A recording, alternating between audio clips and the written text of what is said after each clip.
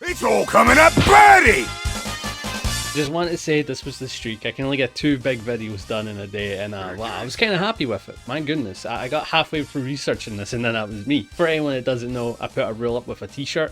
Different one on, different day. But before going into the main topic of Young Joseph, or Jojo as I'm going to call him throughout the video, we have to talk about the game itself. JoJo's Bizarre Adventure, Heritage for the Future. It is quite a long-winded title, Jesus Christ. The sprites are very nice and well done and cartoony looking, and that's because Capcom worked on it, and this was during their period where games just looked really good sprite-wise from them. And it's kind of hard to describe the game. It's not a traditional 2D fighter, this is a definite anime or hyper fighter where there's a ton of good movement and insane frame data on attacks. Every character has the attack buttons from light to heavy, but they also have a 4th button being the stand button. You also have me at the bottom left that maxes out to 10, so there's a lot of supers that you can do, but let's go back to that stand button. The stand button allows you to turn on and off your stand and attack with your stand, or even activate the stand to do supers. However, because of today's video or a character that we are covering doesn't have a stand, we're not going to be talking about this as much. This makes him odd in his own game as one of the few characters without a stand. Stands can either make a character solid or broken. They also have weapon stands, and then there's some cases where a character has a passive stand, and the less said about one of them the better.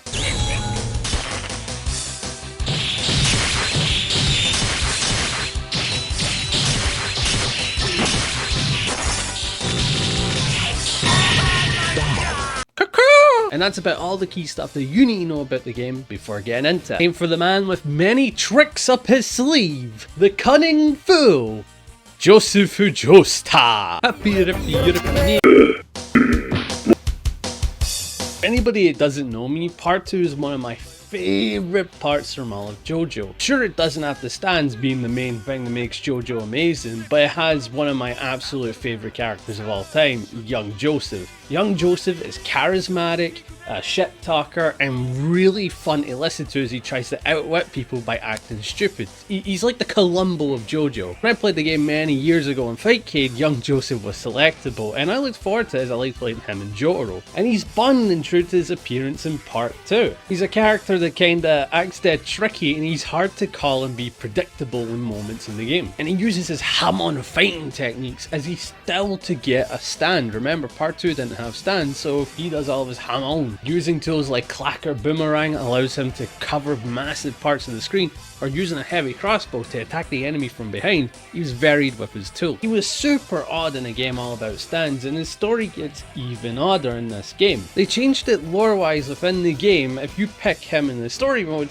he was actually attacked by Alyssey, who de-ages you with his stand. When he got de-aged, he went back to his prime instead of being an infant or a baby. He is prime Young Joseph. Honestly, I'd have liked it if the manga or anime did this. This would have been so interesting to see Young Joseph acting the way he usually does. Because that's when he was at his peak, and not just an old man who just says, "Holy shit!" and that is it. And the funny thing, he's not even selectable. Actually playing him as an arcade, you need to do all the tricky cheat code stuff on the arcade, like activating his BIOS and all that crap. But Fightcade lets you pick him from the get-go, either in training or in matches, just by going left a little bit too much. So you're all good there. But let's talk about what makes the character odd.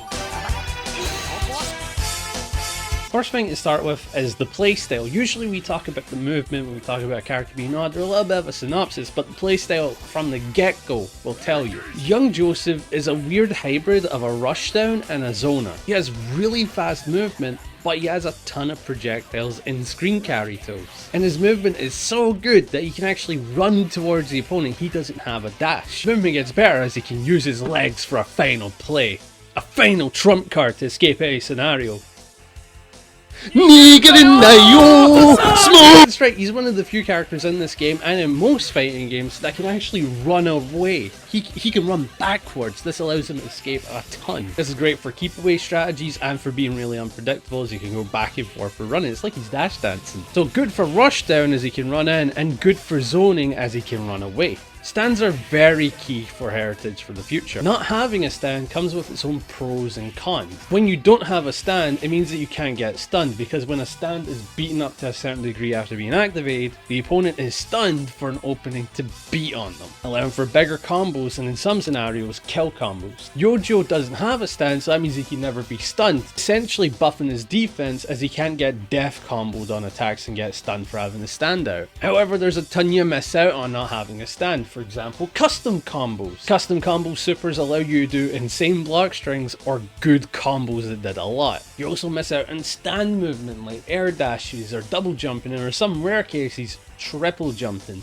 You miss out on a lot. Having no stand or passive stand like Jojo makes it so the game is a little bit tougher, as you don't have some of the key tools that can help you in neutral or even play an offense. So what does the stand button do? They replaced it with his ever reliable clacker balls. You can use them as zone, can use them at Rekka confirm, and he can use them at hold space, or use one of his great jump ins for offense. His clackers actually make up for his neutral, because a lot of his neutral pokes aren't really good pokes. They're very stubby or limited, or they have to be very committal.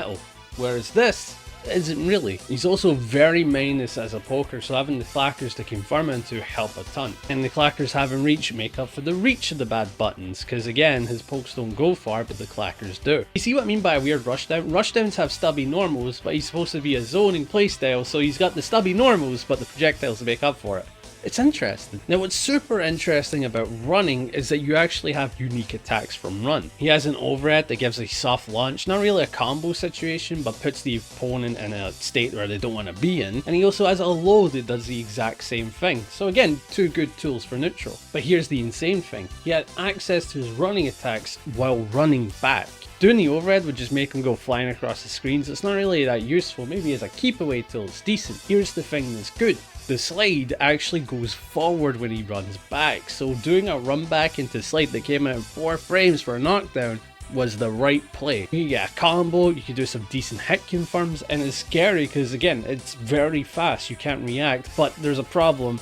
Punishable, so you have to be smart about it. You can't be willy-nilly and be predictable. So this added to his game plan. He wanted to run back and forth while throwing a projectile, and then occasionally throwing out that low. If he wanted to be safe, he could do run back and forth into his running stand, which was just a clacker attack that was insanely quick and it was insanely safe. So running about with the occasional jump in was the clear way to play Jojo. Specials are on the table as he has a cola bottle that'll actually pop as an anti-air, but here's the problem, no invul. You can only really use this as an anti-air or stopping and jump-ins, but besides that, it was quite a decent tool to use. It was also his guard cancel, and I think you can imagine why an anti-air as a guard cancel is a bad idea. Doesn't hit the opponent when they do crouching attacks. By using Hamon, you can do a Hamon chop projectile, which is a super safe ender, both on hit and on block, and he chooses to do the heavy version to be plus on block. So he had some decent set play, but the main goal was to use this as an ender, be safe. Now the meat and potatoes, the actual stuff that you want to be playing for, is zoning. Yeah, the crossbow that did decent damage, not a ton of damage, but it was okay, pretty solid to use for zoning. But if you did the heavy version of this, you'd actually shoot it behind them. Like in part 2, it uses it to maneuver around the stage and it'll come back and hit the opponent from behind. Now why would you choose to do this? And that was a set play. And when you send this and it comes back around, it can do some extensions to your combos and you can actually put on a block string that lasts a little longer, makes it safer. It's very slow in startup, but if you can get the space to use it, there's a lot that you can do with it. But his other projectile that extended combos to a second in degree was his clacker boomerang. When throwing your clacker boomerang, it'll actually hit the opponent like a normal fireball does. It does normal fireball things. The opponent avoids it. This is where it gets strong.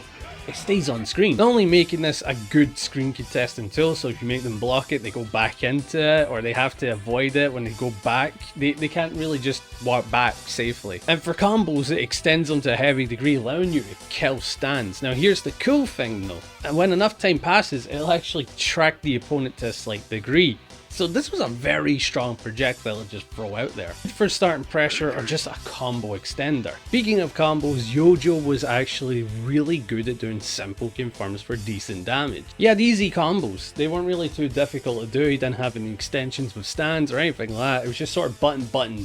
Clacker. His tools were super good at destroying the stand gauge, allowing him to stun stand users if they had it out. If he broke a stand, he could get a ton of damage off of many of his setups like the Aja Red Stone, or extending into a super with Caesar.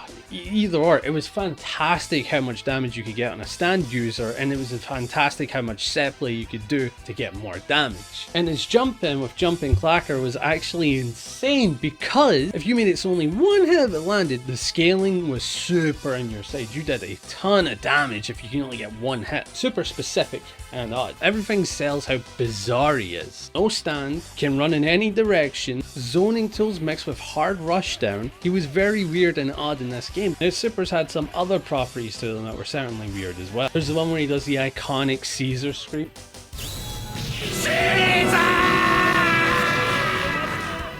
If he manages to link it from a hit, he could do some good damage, but it had a very jank hitbox. You want to use this as an anti-air most times out of 10 because comboing into it was very tricky. And then his other super, the Agile Stone that we touched upon earlier, was a very slow super, but it was unblockable. The opponent had to take it. There's many ways of avoiding it, like actually attacking Jojo in the long startup, but there were some situations that he could get that made this fully guaranteed, like off of his clacker low. Or whenever he broke a stand, it was guaranteed as well on certain characters, and on certain characters knockdowns, if they're old Joseph for example, it takes longer to get up, guaranteed. And let's say he rolled past the super, he can actually punish some supers with this, and if they had the stand, guess what, that meant you hit both of them at the same time, dealing double damage. Very niche and weird super, but if you gotta use this in the right cases, it was busted. But because of how unique his game plan was, with a mixture of zoning and rushdown, he could actually play into every matchup the exact same way. Choosing to go for a rushdown style or maybe a runaway style, he could do it all whenever he wanted. If he came across tricky matchups that were very good at making him play grounded, he had to be smart about the matchups that he was bad against. For example, Devo was very good at avoiding everything he did because of his crouch, so you had to use a lot more grounded normals to stop him. Horse was very good at stopping your grounded projectile tools. He'll outzone you, so the game plan was to actually rush him down with jump in. So you can play the same way, you just have to adapt to every matchup. In the end, he was about a C or a B tier from what I was seeing, so he's kind of a tough character to use in this game. The question is,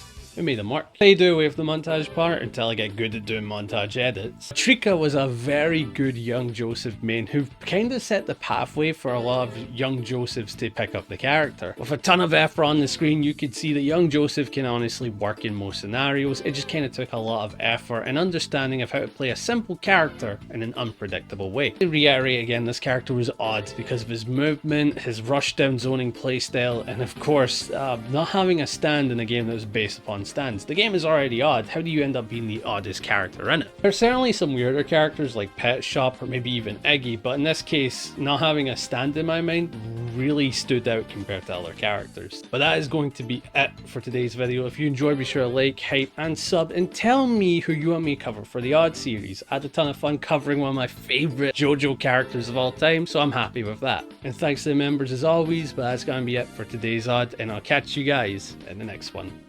See ya!